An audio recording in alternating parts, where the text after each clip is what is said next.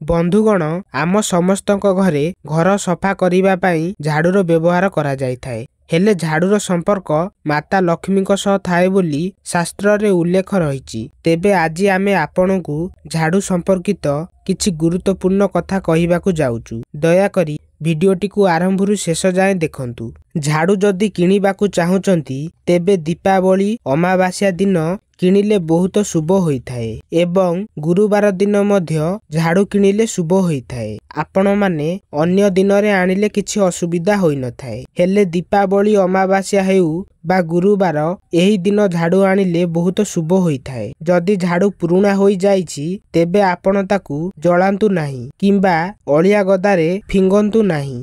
झाड़ू को आपण कौनसी नदी रे विसर्जन करंतु नहेले माटी रे पोती दियंतु। पुराना झाड़ू को केबे भी गुरुवार दिन घरु बाहर करंतु नाही। अन्य बार दिन बाहर करी पारिबे किंतु आपण तिथि उपरे ध्यान रखिबे। किछि पूजा पर्व पर्बाणी एवं मासंत संक्रांति दिन घरु झाड़ू बाहर करिबे नाही। आपण जदि घरु पुराना झाड़ू बाहर करिबाकु चाहुचंती ताहेले प्रथमे नुआ झाड़ू किनिकी आनिबे। नुआ झाड़ू किनिकी आनिबा संगे संगे ताहाकु व्यवहार करंतु नाही।